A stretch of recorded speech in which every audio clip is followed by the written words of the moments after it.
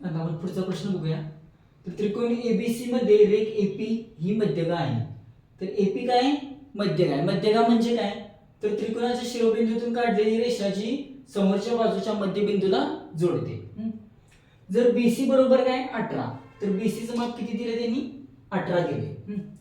आणि पी ही मध्य एपी ही मध्य काय म्हणजे काय? पी हा काय?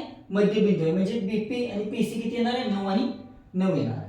एबीचा वर्ग अधिक एसीचा वर्ग किती दिलाय त्यांनी? 260 दिलाय. असेल तर एपी काढा. तर जेव्हा गणितामध्ये मध्यगा आणि असं जर दिलं असेल एपीचा वर्ग अधिक एसीचा वर्ग, तर हे पायथागोरस मधलं गणित असणार आहे. आणि जेव्हा मध्यगा हा शब्द येईल त्यावेळी तुम्हाला अपोलिनियसचे प्रमेय वापरायला लागणार आहे. आता पहिल्यांदा मी बीपी काढून घेतो. त्रिकोण एबीसी मध्ये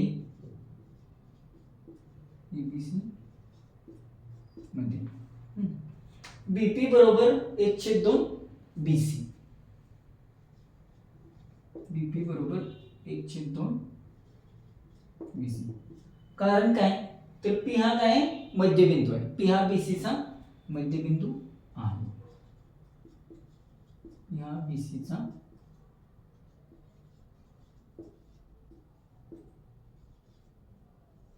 मध्यबिंदू आहे. आता बीसी किती दिले त्यांनी? बीसीचं माप आहे 18, तर बीपी किती येणार? मग 9 येणार. बरोबर 1/2 गुणिले 18. असं काय होणार? 18/2 म्हणजे किती येणार? 9. बीपी किती येणार आहे? 9. त्यांनी एक युनिट काय दिलेलं नाही आहे, त्यामुळे मी बीपी बरोबर 9 आहे असं ठेवतो.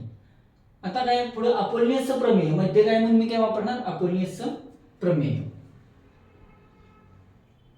अपोलिनियसच्या प्रमेयानुसार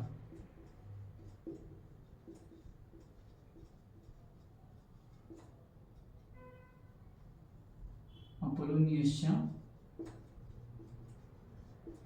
प्रमेयानुसार अपोलिनियसच्या प्रमेयानुसार काय होणार? एबीचा वर्ग अधिक एसीचा वर्ग.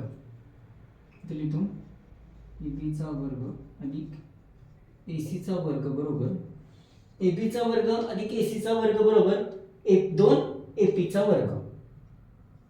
2 एपीचा वर्ग अधिक 2 बीपी किंवा पीसी दोन्हीपैकी एक चालेल का? तर बीपी आणि पीसी काय सेम असणार आहे किंवा समान असणार आहे का? तर पी हा काय?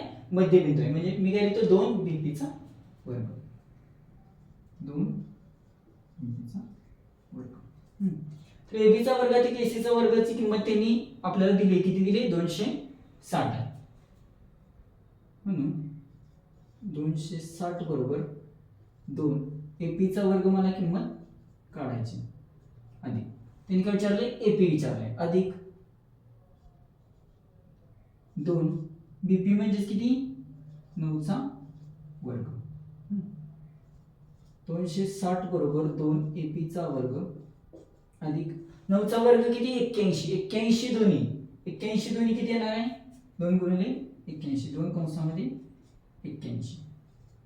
260 बरोबर 2 एपीचा वर्ग अधिक 81 दोन्ही 2 एके 2 आणि 8 दोन्ही 16 म्हणजे 162. 162 तिकडे काय? बेरीज आहे. तिकडे गेल्यावर काय? वजा होणार. म्हणजे काय? 2 एपीचा वर्ग बरोबर 2 एपीचा वर्ग बरोबर 260 वजा 260 वजा काय येणार? 162. 162. 2 एपीचा वर्ग बरोबर 260 मधनं 162 गेले. किती राहतात बघूया? 260 वजा 162 8 येणार. 1 90 किती आलं? 98. आता इकडे 2 काय? इकडे गुणाकार आहे. तिकडे गेल्यावर काय होणार? भागाकार. म्हणजे काय? 98 भागिले 2 एपीचा वर्ग बरोबर 98 भागिले 2 एपीचा वर्ग बरोबर 98 भागिले 2 किती येणार आहे? 49 दोन्ही 98 किंवा 2 चौक 8 राहिला 1 1 खाली 8 खाली घेतला 92 18 म्हणजे येणार 49. म्हणून 49 हे कशाचा वर्ग आहे? 49 किंवा 49चा वर्गमूळ किती येणार आहे? 7 येणार आहे. तर एपी बरोबर एपीचा वर्ग बरोबर 7चा वर्ग. म्हणून एपी किती येणार आहे 7. तर एपीची किंमत किती आली आपली 7. तर इथं आपण अपोलिनियसचं प्रमेय वापरायचं. अपोलिनियसचं प्रमेय कसं ओळखायचं, तर तुम्हाला प्रश्नामध्ये काय विचारलेलं असते, मध्यगा दिलेली असते आणि ह्या प्रकारचा फॉर्मॅट असणार आहे किंवा गणित कसं असणार आहे, एबी वर्ग अधिक एसी वर्ग.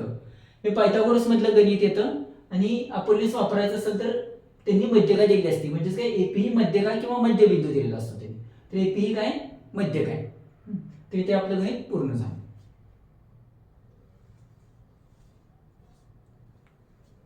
आता पुढचा प्रश्न बघूया. एका चौरसाचा कर्ण 10 वर्गमुळात 2 सेमी असेल तर बाजूची लांबी काढा. तर इथे तुम्हाला चौरसाचा कर्ण दिलाय 10 वर्गमुळात 2 आणि काय विचारले, चौरसाची बाजू विचारली. तर तुम्हाला एक सूत्र माहित पाहिजे, चौरसाचा कर्ण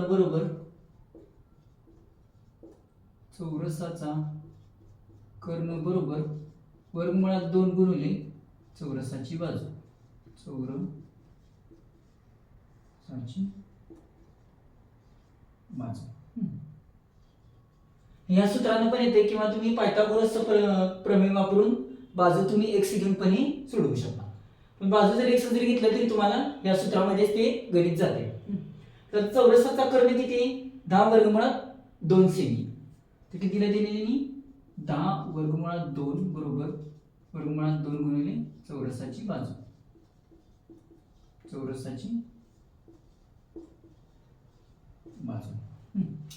तर आता वर्गमुळात 2 इकडे काय गुणाकार आहे, तिकडे गेला काय भागाकार. म्हणून चौरसाची बाजू बरोबर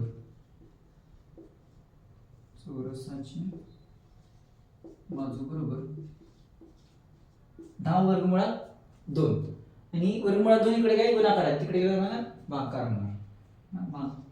भागिले वर्गमुळात 2. वर्गमुळात 2 काय होणार, कॅन्सल होणार.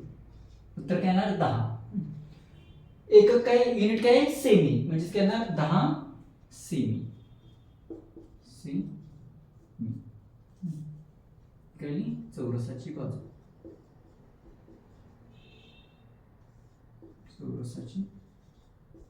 बरोबर काय 10 सेमी. तर आपण कोणतं सूत्र वापरलं इथं, चौरसाचा कर्ण बरोबर वर्गमुळात 2 गुणिले चौरसाची बाजू. तर आपली चौरसाची बाजू किती आली, 10 सेमी. तर ते आपलं गणित पूर्ण झालं. आता आपण पुढचा प्रश्न बघूया. त्रिकोण एबीसी मध्ये कोण एबीसी बरोबर 90 डिग्री 90 अंश, कोण बीएसी बरोबर कोण बीसी बरोबर 45 अंश. जर एसी बरोबर 9 वर्गमुळात 2 तर एबी बरोबर क्वेश्चन मार्क किंवा प्रश्नचिन्ह. तर आपल्याला काय विचारले, एबी विचारले. पहिल्यांदा मी आकृती काढून घेतो. एक त्रिकोण आहे, नाव काय ए बी सी. यामध्ये बी किती 90 अंश आहे. ए बी सी 90 अंश म्हणजे मी काढून घेतो. ए आणि सी मधला काय कोण असतो, बी ए सी मध्ये ए हा कोण आहे आणि सी हा कोण आहे. म्हणजे घेणार ए किती आला 45 अंश, सी किती आला 45 अंश. तर आपला 45 45 90 अंश मापाचा त्रिकोण तयार झाला. तर त्यामध्ये एसी किती दिलाय 9 वर्गमुळात 2. 9 वर्गमुळात 2 त्रिकोण एबीसी मध्ये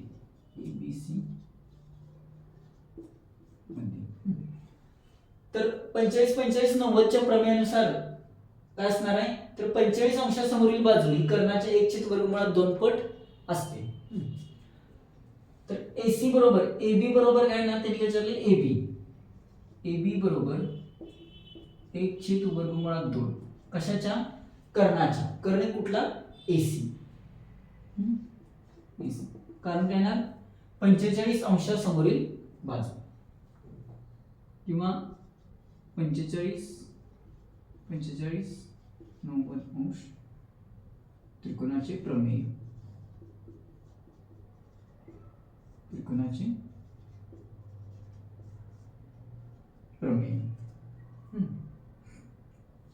तर एबी आपल्याला काढायचं 1/वर्गमुळात 2 एसी.